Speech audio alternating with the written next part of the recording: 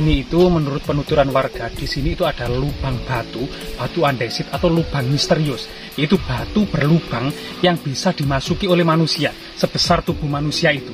Tepatnya itu berada di makam umum dari Dusun Kutoporong ya Mbak.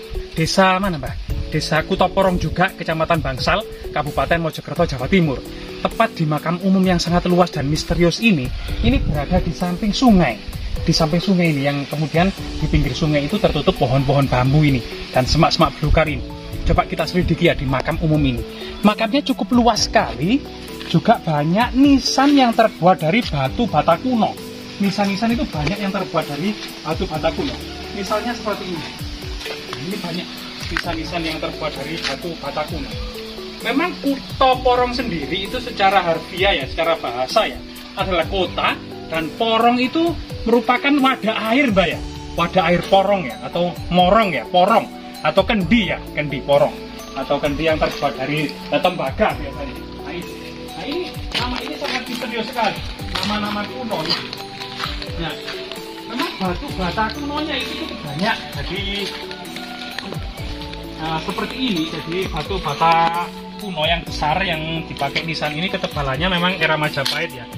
Kemudian lebar ketebalannya itu sekitar 5 cm, kemudian tebalnya itu sekitar 22 cm dan panjang itu sekitar 32 cm.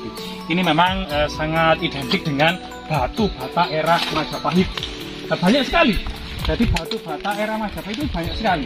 Jadi hampir mayoritas nisan sekitar 40%, sekitar 40% nisan-nisan ini menggunakan batu bata kuno. Batu bata kuno yang cukup banyak sekali. Jadi batu bata kuno. Keunikannya di makam ini sebuah akulturasi budaya gitu ya. Jadi kemudian banyak kendi di makam-makam ini, banyak kendi berjajar ini. Kendi, piring dan gelas ini banyak sekali. Nah ini berjajar. Nah ini kendi. Nah kendi ini. Jadi kendi ini merupakan salah satu kemudian waktu menyekar dengan bunga itu ya, agar bunga itu segar itu ya, kemudian dikucur air dari kendi. Nah ini luar biasa sekali. Nah, kemudian coba kita cari jejak-jejak artefaktual lainnya ya. Jejak-jejak artefaktual lainnya itu memang batu batanya itu banyak, batu bata kuno. Jadi seperti ini batu bata kuno. Batu bata kuno seperti ini itu banyak sekali. Artinya memang entah diambil dari suatu tempat tertentu, memang ada jejak bangunan kuno era Majapahit. Memang kita tidak bisa memungkiri ya, setelah runtuhnya Majapahit di Trowulan itu, Bangsal yang nama kunonya itu Japan, itu muncul sebagai Kadipaten Japan yang dulu kemudian membawai saat ini itu Mojokerto dan Jombang. Ini dulu pernah namanya Kadipaten Japan, yang sebenarnya itu adalah kelanjutan dari keruntuhan Majapahit yang ada di Trowulan. Kendi-kendi banyak. Nah seperti ini ada salah satu batu bata kuno yang tergeletak. Jadi ini ada fragmen batu bata kuno yang tergeletak, ketebalannya mungkin sekitar 3 cm. Jadi ada lengkung-lengkungnya ini merupakan ciri khas dari batu bata era Majapahit ya, ada kondisi seperti ini. Nah ini banyak, diduga memang di sekitar sini itu ada bangunan kuno yang sangat erat kaitannya memang dengan, nah ini apa ya Mbak ya? Nah ini ada besi Mbak, oh ini fragmen cangkul Mbak. Nah ini juga batu bata kunonya banyak. Nah ini seperti ini, fragmen batu bata kuno cukup banyak di sini. Nah di sini cukup banyak sekali. Nah ini pohon kamboja yang ada yang berbunga putih, ada yang berbunga merah. Ini buah akulturasi budaya. Jadi di makam-makam Islam yang saat ini memang perubahan agama tidak bisa dipungkiri. Masyarakat Jawa mengalami perubahan dan pengalian budaya. dari kemudian Hindu-Buddha, kemudian beralih ke Islam. Tetapi kemudian cita rasa Majapahit, arti pentingnya sebuah tempat suci termasuk makam itu juga yang masih disakralkan ya saat ini. Memang perubahan agama itu.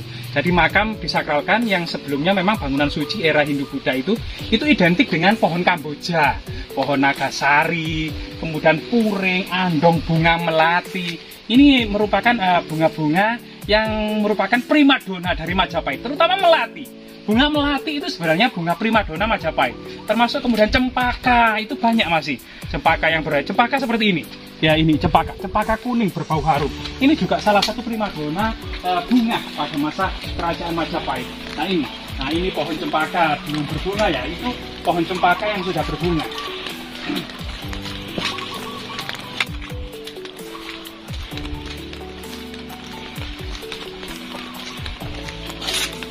Nah, disinilah kemudian salah satu primadona dari bunga lokal primadona kerajaan Majapahit selain melati gitu ya. Selain melati itu adalah cempaka. Nah, cempaka seperti ini. Nah, baunya itu sangat harum. Baunya sangat harum pada situs-situs keramat atau untuk kemudian salah satu bunga yang sampai saat ini digunakan untuk menyekar gitu ya. Itu adalah cempaka. Cempaka juga biasanya itu ya, cempaka itu digunakan itu yang belum begitu mekar seperti ini Nah ini sudah harum, ini cempaka. Melati juga banyak di makam ini, sehingga kemudian kita akan mendapati sebuah akulturasi budaya. Artinya Stutteheim, Damais, kemudian para ilmuwan Belanda tersebut jika kemudian mencari jejak-jejak artefaktual kejayaan Majapahit, tentu yang tersisa, yang masih ada adalah di makam-makam Islam yang saat ini, di makam-makam Islam. Di situ para ilmuwan Belanda akan menemukan jejak-jejak peradaban Majapahit yang masih tersimpan dan tersembunyi. Karena memang tidak begitu berubah ya, berbeda dengan kemudian jika lokasi itu berubah menjadi pabrik, jika lokasi itu berubah menjadi perumahan, jalan raya, maupun pertokoan, tentu jejak artefaktual dan historis itu akan musnah dan hilang selamanya. Tapi di makam-makam kita akan masih menemukan jejak-jejak artefaktual. Misalnya di bawah pohon cempaka ini. Nah ini misalnya batanya cukup lebar dan luas. Memang di area makam yang sangat luar biasa sekali ini, masyarakat masih kemudian ada sebuah batu andesit yang kemudian ada sebuah lubangnya, lubang misterius dan rahasia. Ini coba kita lihat. Nah, ini pohon jambunya banyak Mbak, di tangan cobot. Ya, tebal pohon jambunya. Ya Mbak ya, besar. Ini jambu biji.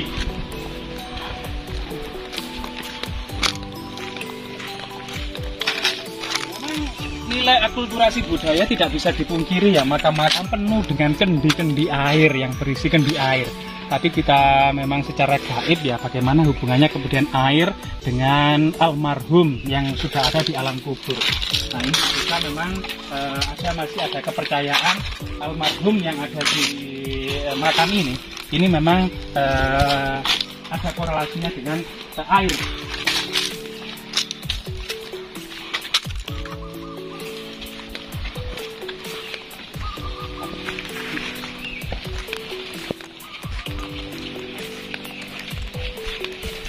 Banyak kendi sekali, kendi tempat makam, sendok, piring. Ini juga akulturasi lah. Di sinilah sayang ya, sebagian terpendam di dalam tanah. Coba kita lihat keistimewaan dari batu ini. Batu ini sebagian besar terpendam dalam tanah, ini.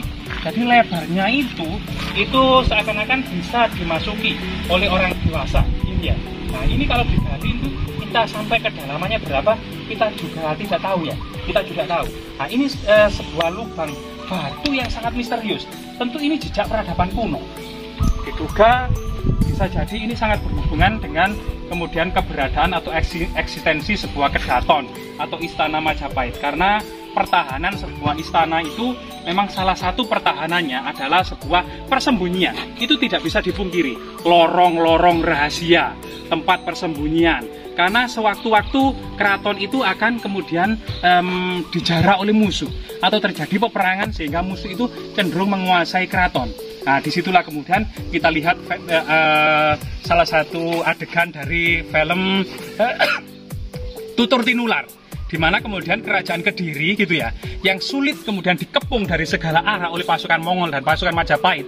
Tapi kemudian orang lokal, yaitu salah satu petinggi Kediri, ini ada yang membelot ke Majapahit, sehingga menunjukkan lorong rahasia untuk menuju di dalam istana, untuk menuju istana Kadiri. Disitulah kemudian pada sore hari istana Kadiri kemudian berhasil dijebol melalui lorong rahasia yang telah dibocorkan oleh salah satu punggawa Kediri kepada pasukan Majapahit. Bisa dilihat dalam film Arya Kamandanu atau Tutur Tinular. Memang banyak hal. Lorong-lorong rahasia yang kemudian menjadi kemudian persembunyian maupun sangat terhubung dengan lokasi kemudian istana Majapahit. Misalnya saja Dendelangu dekat dengan sini. Itu ada desa namanya Segaran. Nah, di situ diduga bahwasanya Segaran yang ada di Dendelangu ini sangat berhubungan, memiliki jalur rahasia itu sampai lorong yang ada di kolam Segaran di Trowulan. Sama-sama memiliki arti yang sama atau kode yang diberikan oleh leluhur Majapahit pada waktu itu. Termasuk ini, ada batu yang berlubang ini ya. Batu yang berlubang ini, yang sangat misterius ini, yang terpendam di dalam tanah ini boleh jadi juga memang sangat dalam dan berhubungan dengan cendela ya. Cendela lorong rahasia